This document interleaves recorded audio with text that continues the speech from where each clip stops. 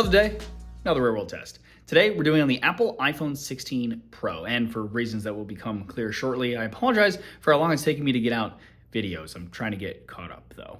As per the usual though, we will explore all while we test out this phone, but first things first.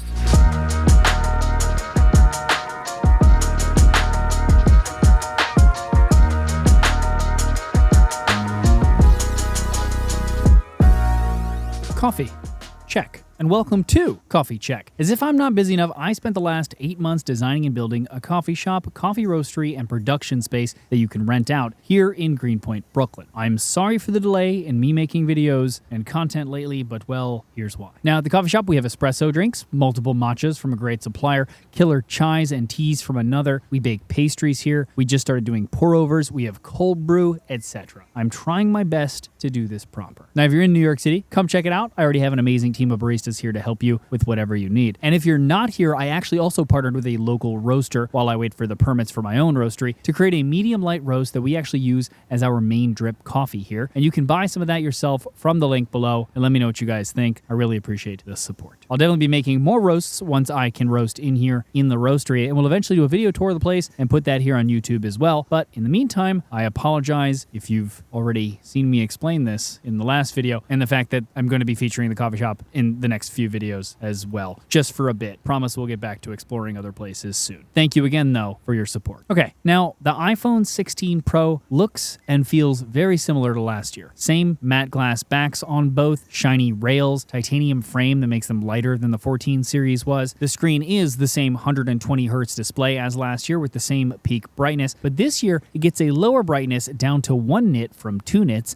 and that just means it gets dimmer when it's dark to save power and not bother your partner in bed, let's say. The phone does, however, have a slightly larger display this year, having a 6.3-inch display versus the 6.1-inch of last year. Now, some of this is down to smaller bezels, the smallest of any Apple device, Apple touts, but also the phones are a hair larger in width and height. Honestly, I like the more screen look and don't mind the nominal size increase. It's about 3 and 1 millimeter gain in each direction. There is also a negligible weight gain for both devices this year, but it's nothing you'd notice even holding them side by side, honestly. Besides that, we lose the blue titanium color, which I did like a lot, for a new color of desert titanium, which very much reminds me of the iPhone XS back in the day that had a similar color. Personally, I would probably go for that desert or the natural myself. And thanks to today's sponsor, Hohem's new gimbal, you can get a much more compact and way less expensive setup for stable shots, and it has some super unique features actually too. First, for something super unique about it, it has a magnetic AI tracking camera with a built-in fill light that you can use to have it track you in the frame instead of using whatever gimbal company's inferior camera app on your phone like a lot of other companies force you to do. This is actually a big deal to me personally, as that means I can use the native camera app to take the photos or record video, or any app for that matter that I prefer. And that AI tracking camera has also been upgraded for even better tracking. It has a new locking design that lets it be swapped 180 degrees, so you can use it for both the front and the rear cameras on your phone, and you can actually use a few different hand gestures to turn tracking on and off, adjust the framing for the tracking if you, say, want to not be in the center. The gimbal itself is capable of 3-axis stabilization, also has a built-in extension rod, and clever little tripod legs that are well hidden when not in use, unlike others that have them hanging from the bottom, adding unnecessary size. It's also foldable and packs down to a very small footprint. That, plus the fact that it is the first gimbal with a proper remote control that you can use to not just start and stop recording, but fully control the gimbal itself, makes it great even for solo filming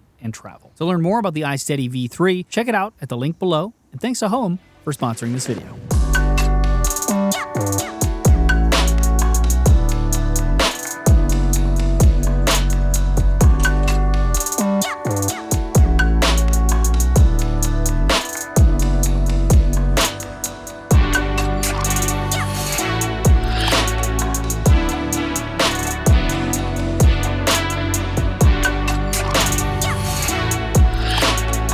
This street is one of the few here in Greenpoint that was actually landmarked together in 1982 as the Greenpoint Historic District. The development of the area began in 1832 when Neziah Bliss acquired land in Greenpoint and brought shipbuilding to the neighborhood. In the 1850s, shipbuilding became one of the most prominent industries in Brooklyn, with Greenpoint at its epicenter. As the shipbuilding industry grew, so did Greenpoint, and most of the homes in what is now the Historic District were built by and for the men working here building ships. It's said that the workers here built much of the country's 19th century merchant navy, and the first ever ironclad warship, the USS Monitor, was built here too. It's interesting to see actually that as Greenpoint grew with the industry, just how the residents built their homes in their own vernacular styles, aka with the materials that they had available at the time, and how a lot of that architecture is preserved here and how different each house here is because of that. Okay, some of the bigger changes here for the phone, especially for the Pro models, are the cameras. Firstly, we have now inherited the 5x telephoto camera from the Pro Max last year and replaced the 3x that the Pro had last year. So now both the Pro and the Pro Max have the same cameras, and there's no need to buy the larger model just to get the further telephoto length, which I greatly preferred myself, so I'm happy about that. We also now have a new 48 megapixel ultra-wide camera that bins the pixels by default to get larger photo sites versus the last year model which didn't, as well as the ability to shoot in the full 48 megapixels if you need the extra resolution. As with all cameras like this, it's better to use that mode in better lighting, as the higher resolution trade-off is lower light sensitivity. Now, we don't get the Fusion camera, the name that they've dubbed their main camera now, that combines the 48 megapixel resolution we have from last year still with the binned 12 megapixel image to get a 24 megapixel image that sort of has the best of both worlds is the idea. So I wonder if we'll add that to the ultra-wide at some point, maybe like the 17 Pro maybe. But either way, the higher res and the more importantly to me, larger sensor ultra-wide is definitely welcomed and looks pretty good. And that ultra-wide still can be used as a macro camera as well. And we still have the 2x option, which crops out the 12 megapixel center of the 48 megapixel main camera to get a pretty solid 2x optical zoom from there, like a lot of companies are doing now. You just lose the larger pixels, so low light won't be as good as, say, a dedicated larger 2x camera. In addition to the hardware changes, the processing has changed slightly as well. And as per the usual, since it's more and more a subjective thing these days, I'll let you guys be the judge of what you see in the images and video samples here in the video as to which you prefer. In addition to the subjective camera things, photographic styles has been updated. Unlike the filters on your phone that had a blanket effect across the entire image, similar to an Instagram filter, photographic styles, which debuted last year on the iPhone 15 Pro, are different in that they affect different parts of the image specifically, similar to how a LUT maybe would work on video content. They know what a person is and adjust skin tone specifically. They adjust the sky specifically, etc., etc. New this year, though, is that they are non-destructive, so long as you're shooting in HEIF mode, by the way. So that means that whatever style you choose when shooting the photo, you can then undo and or change after the fact, which is great. You can also now tweak them using these graphs on each one and save that as a new version as well. You can also adjust the tone, which basically lets you undo some of the HDR boosting to the shadows as it does by default, but it gives you control over the shadows more than you normally would have. Now, I personally prefer to have the shadows myself be brightened by the phone and just prefer the phone's way of handling these things now, as I'd rather just have that data and then pull the shadows back down in post before I share it. But maybe that's just me. And this at least lets you control that before you shoot and even leave it that way, like with the photographic styles, to create your own preset basically. And finally, one of the more interesting changes that we have this year to the Pro models, we have a new camera control button, and it's actually kind of clever. You can now use it to launch the camera, which saves me having to use the action button for that and can now be used for something else. But in addition to it being a button that when pressed launches the camera and also takes a photo, or you can hold it down to take a video, it has a capacitive haptic surface. So you can tap lightly while in the camera without actually pressing down on the button part of it, and then that brings up one of a variety of camera options that you can then adjust by swiping along the control. You can also double tap to change the option you want to have here. It's clever, and it is useful for doing zoom instead of maybe pinching on the screen. It's still faster to just tap the camera icons on the screen though, if you wanted to go to those specific lengths, which you honestly should really only ever use those and not the lengths in between. I also though like it for exposure compensation, instead of having to tap and hold on the screen and then slide up or down, or using the on-screen option at the top. And the quote-unquote aperture adjustments in portrait mode, as it's more seamless than tapping it all on the screen maybe. Cameras, as I mentioned though, feel faster to just tap the existing controls on the display, and the new photographic styles now have their own ever-present button at the top left that feels faster to tap and swipe through the on-screen ones instead of using the camera control. Also, there's something about the swiping on the camera control that just feels a little awkward, and I haven't got used to it. Let me know if you get the phone and you do.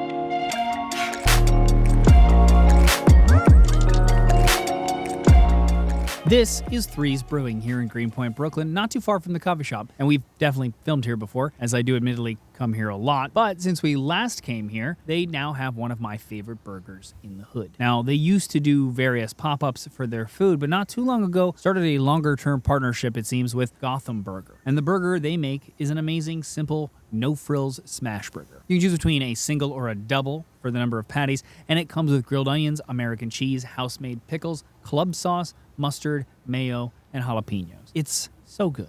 And if you're feeling guilty about eating something this rich, then the kale salad, and I say this as a person who doesn't crave salads very often, is also very good. And then, if you want to counteract the fact that you just ordered a kale salad, perhaps then the beer is also an excellent choice. And they brew most of it themselves in their location a bit further into Brooklyn in a neighborhood called Gowanus. Okay, for video on the iPhone 16 Pro, we now have 4K 120 FPS instead of just 60. You can also choose to shoot this in SDR or HDR color spaces, with the HDR option being Dolby Vision. The benefit of shooting in 120 FPS is the ability to be able to either play it back ultra smooth, but someone would need a 120 Hz screen to watch it properly, or play it back at normal speed, or slow it down up to 1/5 of the speed for smooth slow motion. You can also just shoot and decide which of these you might want to do with the footage after, which is convenient. I actually enjoyed using it on the Xperia 1 IV a couple of years back, and this is just a better looking version of that straight out of the phone, so it's great to see. Audio Mix is new and now allows you to adjust noise cancellation for a video that you shot to isolate voices using algorithms and the 4 new mics Apple has added to the Pro models. You can choose from the standard, which is the normal sound. You can't hear the individual notes anyway.